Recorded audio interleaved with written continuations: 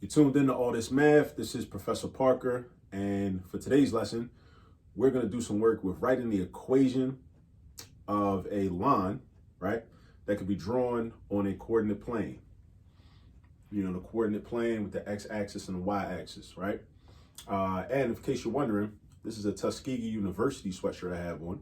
All right, Tuskegee is a historically black college and university located in Tuskegee, Alabama, right? The founding president was Booker T. Washington, which we should all be familiar with. And if we're not, we should go do some research on him. Read his autobiography, Up From Slavery, all right?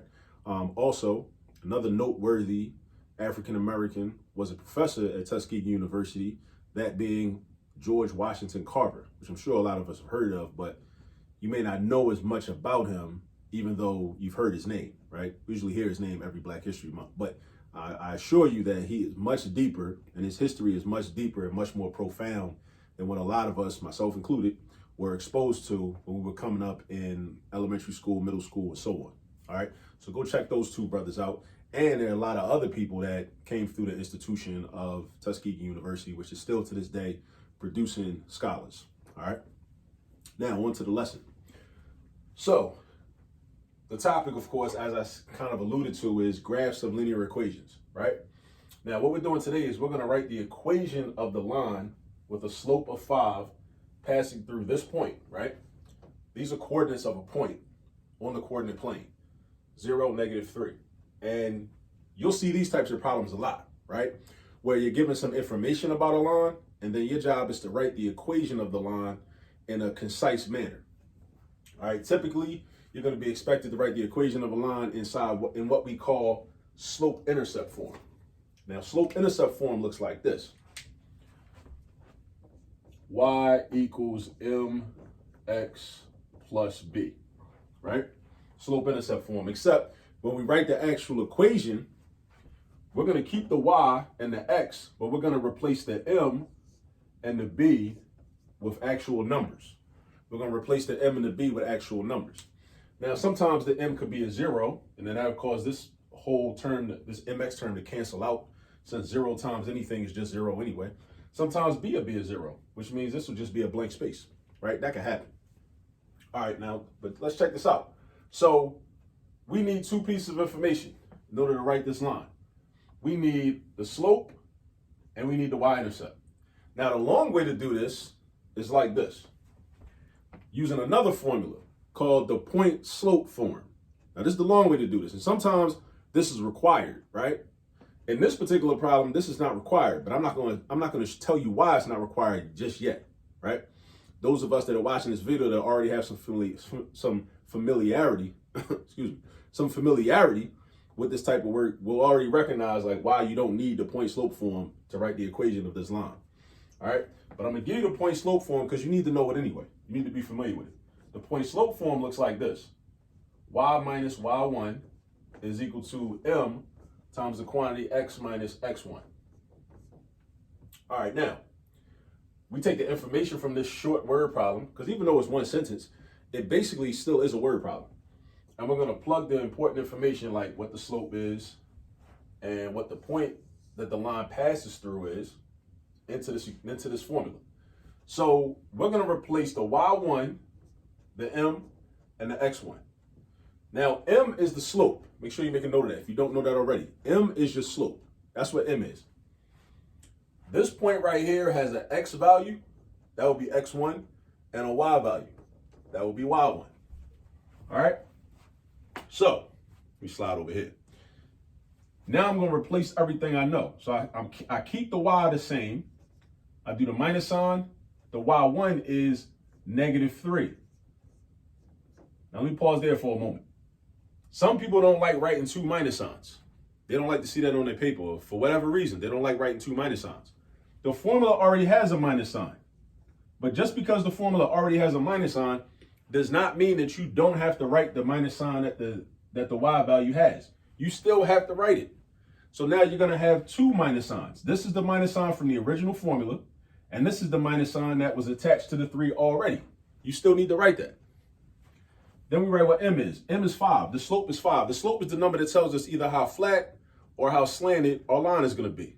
It's a numerical value that indicates how flat it is or how unflat it is, basically, right? So we write the 5 right here. Then we write the x minus, and my x1 value is 0.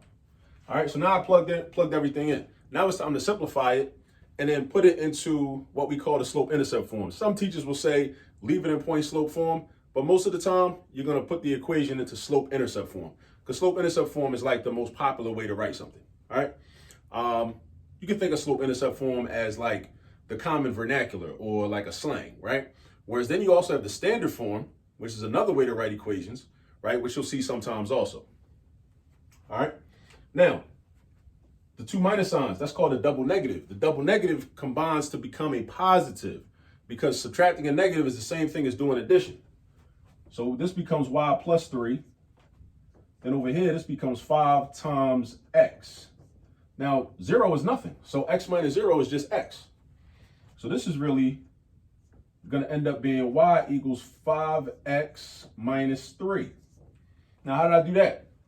Well, I wanted to isolate the y by itself, so that means I had to get rid of the 3. The way I got rid of the 3, I didn't show the step, but what I did is I just transposed the 3 and moved it over to the right-hand side. And when I transpose and I move a term from one side of the equation to another, the sign changes.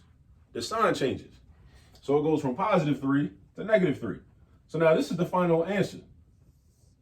Y equals 5x minus 3. Now, I mentioned something earlier. I indicated that we don't need to do this for this particular problem. Some problems you will need to use the point slope form, or I should say the point slope form will be very helpful, right?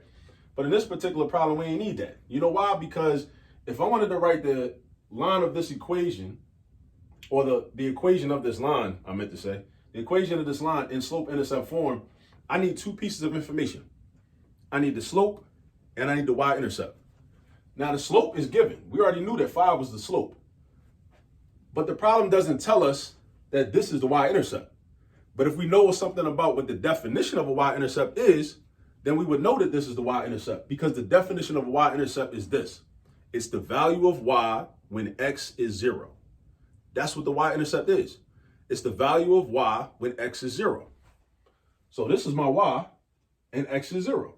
So that means that the y-intercept we already know is negative 3. We already know that.